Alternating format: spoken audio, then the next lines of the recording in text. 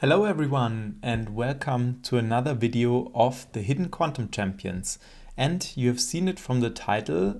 Today we have a candidate which does not say anything with quantum in its name, but we are going to dive very deep into the world of quantum technology and into the supply chain that is behind quantum technology. Because today we are looking at Bruker. So here we are on the website. It says Bruker enables chips cytometry for immunology and immuno-oncology research. So that sounds like something in the biosphere, but for sure not related to quantum sensing, quantum communication, or quantum computing, right? Also, when we look here, we don't see much about that. But let's actually check out their products and solutions. So if you have worked ever in the sphere of quantum computing, especially in the semiconductor-based, superconductor-based, so solid state technology, maybe not so much in the world of ion traps, then this company might be something that you are familiar with because they are producing the instruments that are needed to create those quantum chips. And now let's take a look at what they have in terms of solutions and products. So we see here automation and digitalization of R&D QC. Then we have some chemical, biological, radiation, nuclear explosive detection. That's probably not what we are looking at, but here it already becomes interesting. So this is a diffractometer and X-ray microscope. And that's something which might already be interesting, not only for quality control in academia, but let's move down even further a little bit here. So we see they have some microscopes in their offering. When you build, for example, a superconductor chip with superconducting qubits on it, visual control is actually something that you want to do because you have all of these different processing steps, so various different things that have to be done in the clean room to process these very complex structures. Think about when you want to introduce selectively nanowires. If you want to introduce specific type of materials, you will basically add up layers and layers via lithography on top of each other. So this is also how today's computer chips are being built.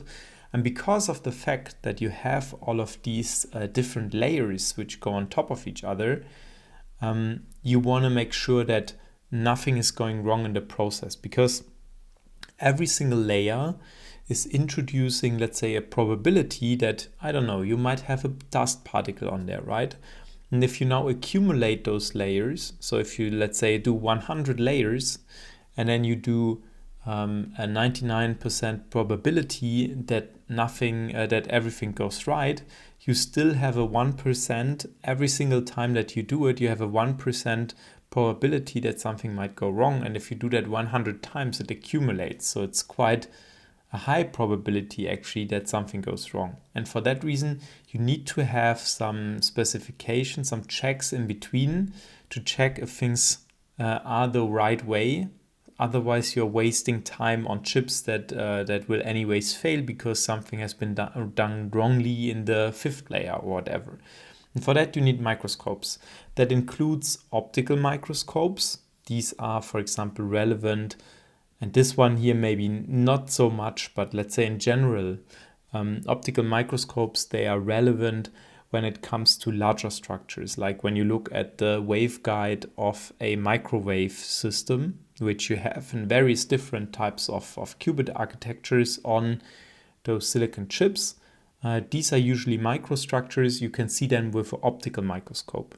If you want to now look at, let's say, the spin qubit of a silicon-based qubit system, you're talking about nanometer structure, and at that point the wavelength that the light has, so the photons, they're behaving like waves, right? And if you make the structures very, very small, it can actually not be resolved anymore. So the photon is not going to be able to localize these structures well enough anymore. And that's also, by the way, why we see that it becomes more and more complex for these lithography machines. So, for example, ASML, as the biggest provider in the lithography space for them to create machines that can make even smaller structures, because the light that you need for that becomes more and more difficult to handle.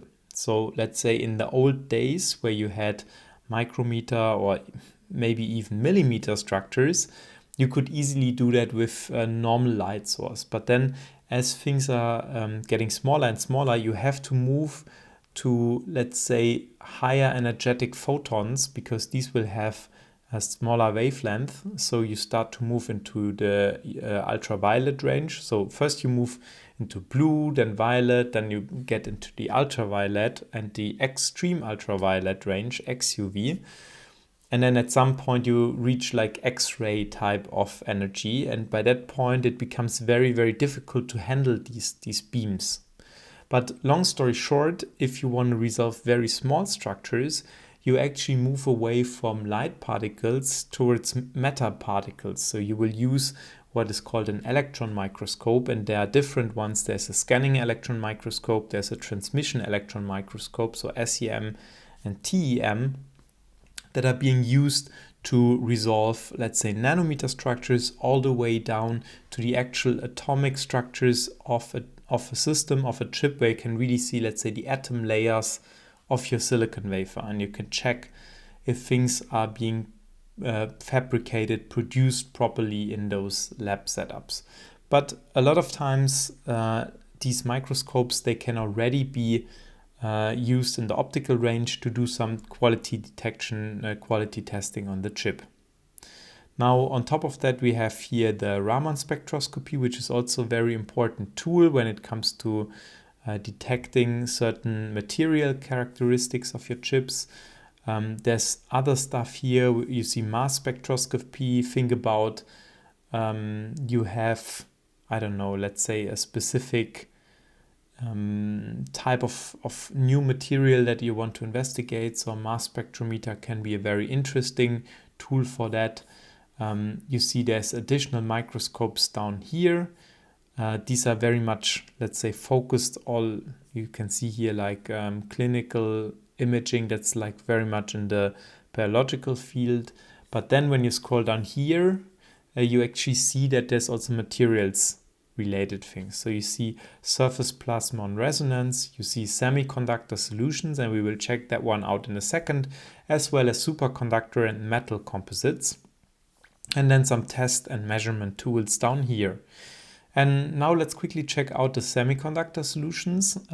As mentioned in some other videos from the companies that are working in the quantum technology space, it is very much a preferential idea to use what is already there in terms of technology. So to use the silicon technology that is already out there and very, very advanced, to actually build on top of that this whole quantum technology layer.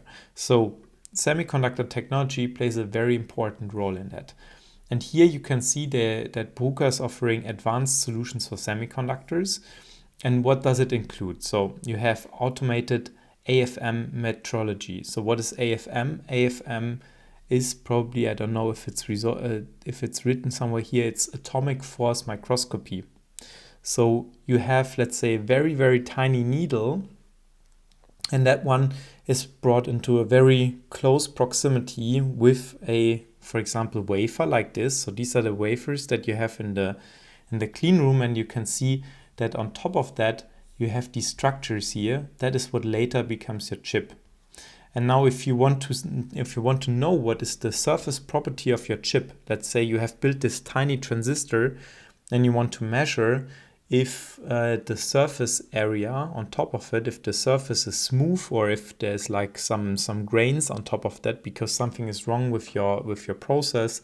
Maybe the metal is not produced or evaporated on the right way to make those electric contacts.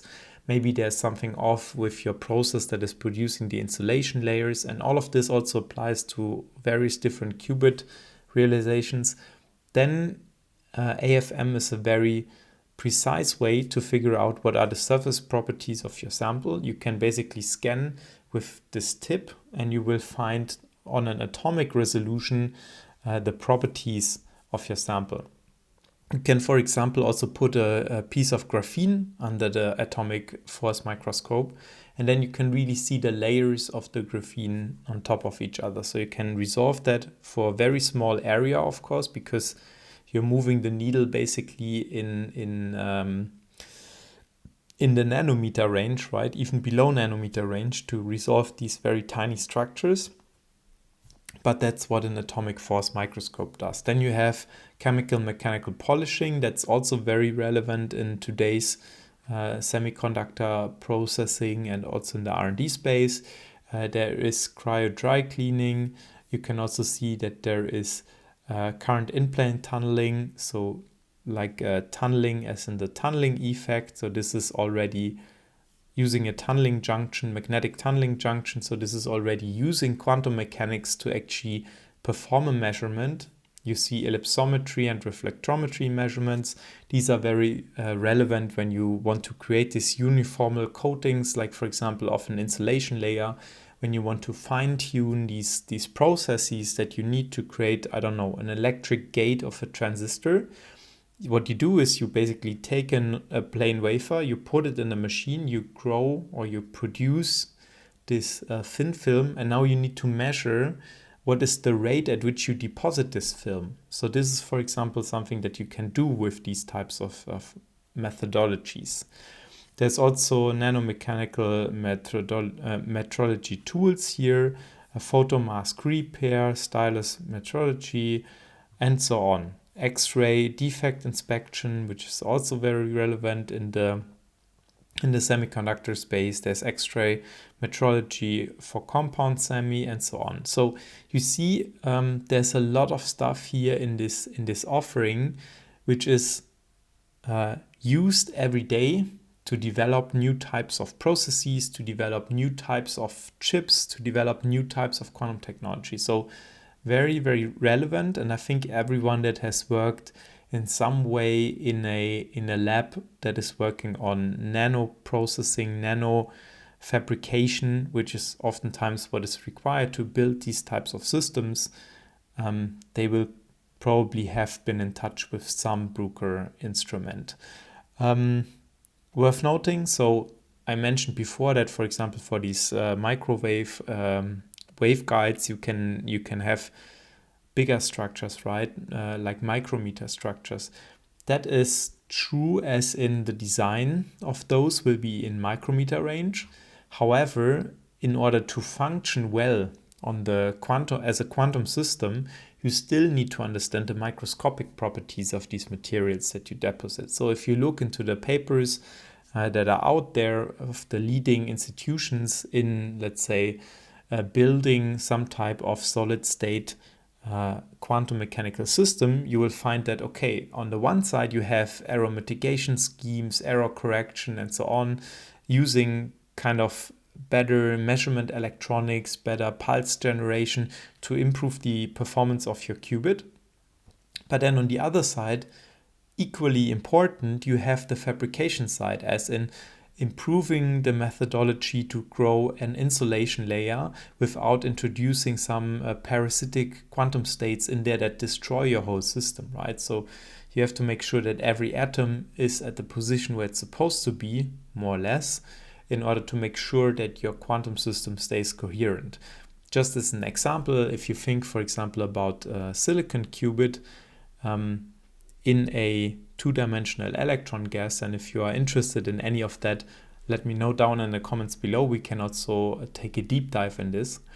But if you, for example, look at this and you want to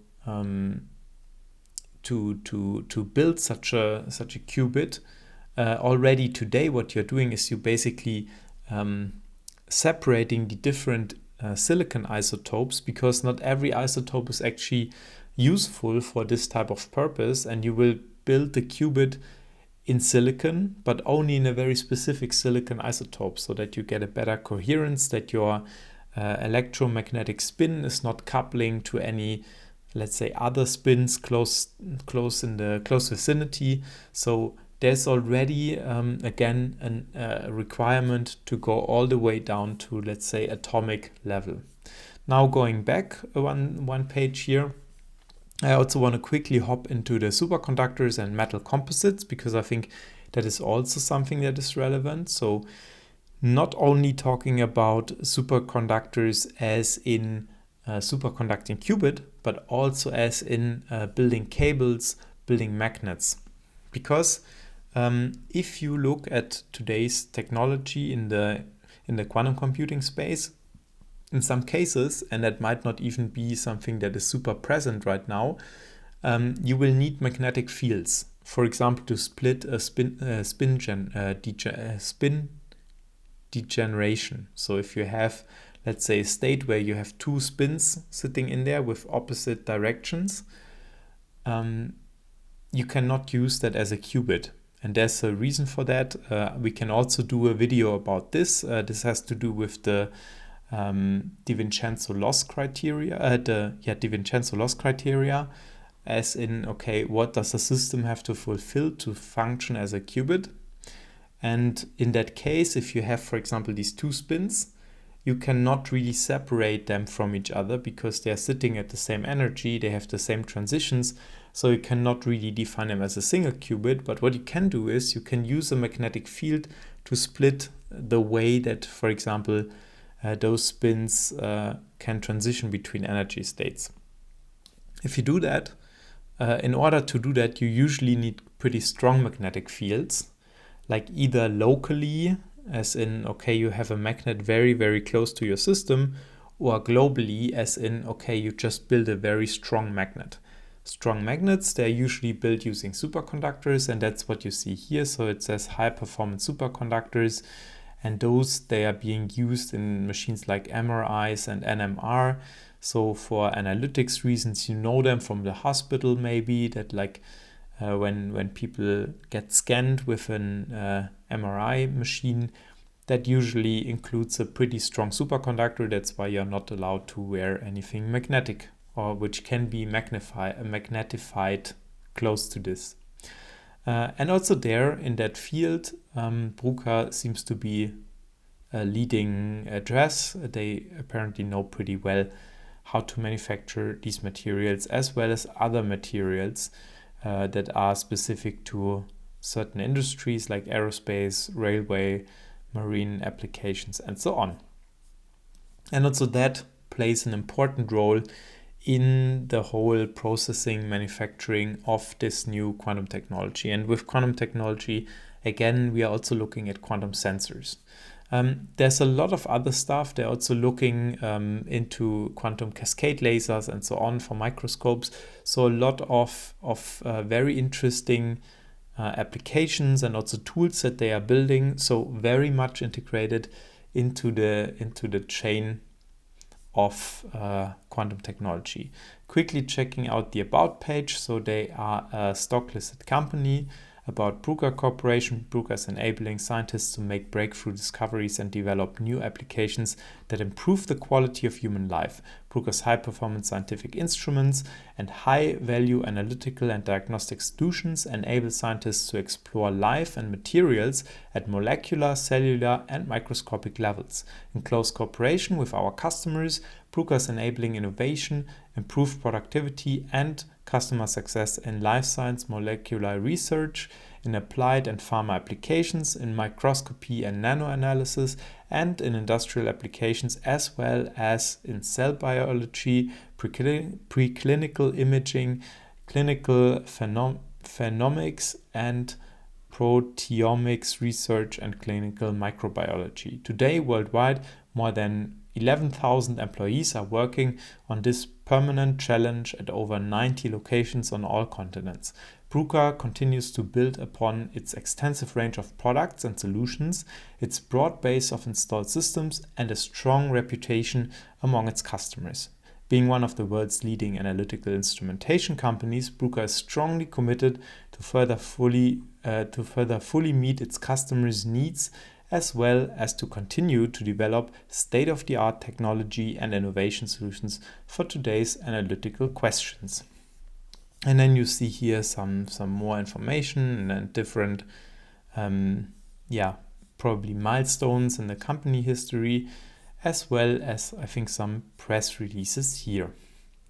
And with that, I already want to close today's video with, let's say, a different view of the whole quantum technology landscape.